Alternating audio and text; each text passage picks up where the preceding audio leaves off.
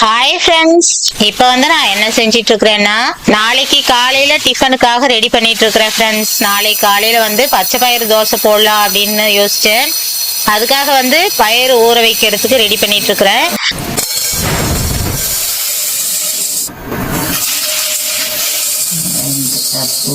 ஒரு கப்பு அரிசி போட்டுக்கிறேன். இது இட்லி அரிசி. நல்லா ஊற வச்சிடலாம். நல்லா அலசிட்டு தண்ணி ஊற்றி ஊற வச்சிட போகிறேன். கொஞ்சமாக வெந்தயம். நல்லா ரெண்டும் ஊறிடுச்சு. இப்போ இதை அரைச்சிக்கலாம். 4 பச்சை மிளகாய், இஞ்சி, 1 ஸ்பூன் அளவுக்கு சீரகம், கொத்தமல்லி. இப்போ இதை நல்லா அரைச்சிக்கிறேன் ஃப்ரெண்ட்ஸ். இப்போ அரைச்சாச்சு. இந்த அளவுக்கு இருந்தால் போதும். ரொம்ப ஃபைனாக ஒன்றும் அரைக்க வேணாம். இப்போ தோசைக்கு தேவையான அளவுக்கு நம்ம உப்பு சேர்த்துக்கிறோம். மாவு கன்சிஸ்டன்சி ரொம்ப தண்ணி ஆக்கிடாதீங்க. இந்த மாதிரி கெட்டியாக இருந்தால் தான் நல்லா முருகலாக வரும். தோசை 2 போட்டு காட்டுறேன். இதுக்கு காம்பினேஷன் பார்த்தீங்கன்னா தேங்காய் சட்னி சூப்பராக இருக்கும்.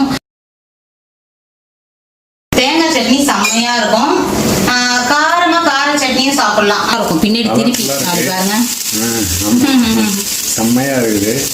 அப்படியே அந்த முறுவல், அந்த கலர் சூப்பராக வரும் ஃப்ரெண்ட்ஸ். பச்சை அரிசியும் யூஸ் பண்ணலாம், நம்ம இட்லி அரிசியும் யூஸ் பண்ணலாம். பாருங்க, அப்படியே அந்த கலர் மாறி சூப்பராக இருக்கும். நெய் போட்டு பசங்களுக்கு ஊற்றி கொடுத்தோம்னா சூப்பராக இருக்கும் ஃப்ரெண்ட்ஸ். ஆயில் ஊற்றி போட்டிருக்கிறேன். அவ்வளோதான் ஃப்ரெண்ட்ஸ்.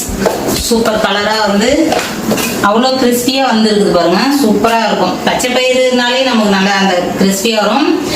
முக்கியமாக நம்ம கவனிக்க வேண்டியது மாவோட கன்சிஸ்டன்சியும் கண்டிப்பாக பார்க்கணும் ஃப்ரெண்ட்ஸ். ரொம்ப தண்ணி ஆக்கிடாதீங்க.